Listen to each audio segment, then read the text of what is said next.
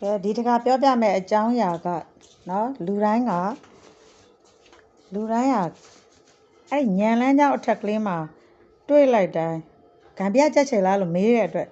ဆရာမဖြေပေးမယ်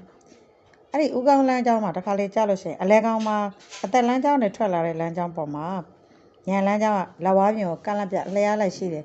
အပေါ်ဆုံးကလန်းကြောင်းကမြစ်တာလန်းကြောင်းအလဲကောင်းကလန်းကြောင်းကညံလန်းကြောင်းလို့ခေါ်တယ်အဲ့ညံလန်းကြောင်းကိုထိပြီးမှကြက်ချေကကလေးတွေသေးသေးလေးတွေပေါ့နော်သေးသေးလေးတွေရှိတတ်တယ်အဲ့ဒီကြက်ချေကသေးသေးလေးလို့လူတော်များများကဂမ်ဘီယာကြက်ချေလားလို့မေးနေတယ်မဟုတ်ဘူးနော်ဂမ်ဘီယာကြက်ချေကလက်ဝါးအလဲမှာပဲရှိတတ်တယ်နော်လက်ဝါးအလဲကောင်အပေါ်နဲ့အောက်နဲ့စံချိန်ညှိလို့ရတယ်ပေါ့နော်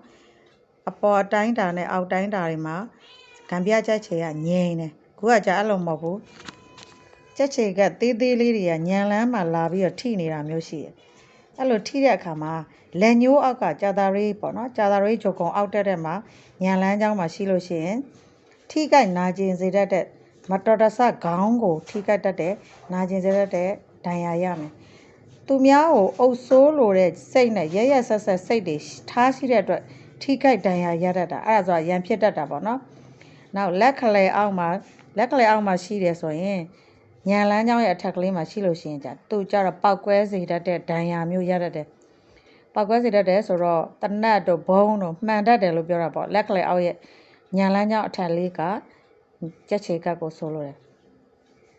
သွေးထွက်ဒဏ်ရာရလို့ရှိရင်လည်းသူကခေါင်းပဲအဓိကဖြစ်မယ်လက်တကြွယ်ရဲ့အောက်တဲ့မှာရှိတဲ့ညံလန်းအထက်ကလေးကကြက်ချေကပ်ကလေးကြတော့နော်ဘာဖြစ်မလဲဆိုရင်အမြင့်ကနေလိမ့်ကြပြီးတော့ခေါင်းကိုထိခိုက်ဒဏ်ရာရတတ်တယ်နောက်လက်သန်းအောက်မှာတဲ့လေးမှာညံလန်းချောင်းလေးမှာလက်သန်းအောက်ပေါ့နော်အဲ့လိုမျိုးရှိလို့ရှိရင်မီးအပူဓာတ်တွေပေါ့နော်လောက်တဲ့လူတွေတော်များများမှာပါခဲ့ရင်တော့မကောင်းဘူးပေါ့နော်သိပ္ပံနည်းပညာနဲ့ပတ်သက်တဲ့လုပ်ငန်းတွေကြောင့်မတော်တဆပောက်ကွဲပြီးတော့မှခေါင်းကိုလာပြီးဒဏ်ရာရမယ်လို့ဆိုလို့ရတယ်အဲ့တော့ရွှေပရိန်လောက်တဲ့လူတွေလည်းဒါမီးနဲ့လောက်တာပဲဒါတွေမှာလာပြီးတော့လက်သန်းအောက်ညံလန်းချောင်းပေါ်မှာပါလို့ရှိရင်မကောင်းဘူးလို့ဆိုလိုတာအဲ့တော့ဂမ်ဘီယာကြက်ချေနဲ့မှားယွင်းမှုမရှိအောင်ပြောပြလိုက်ပါတယ်နော်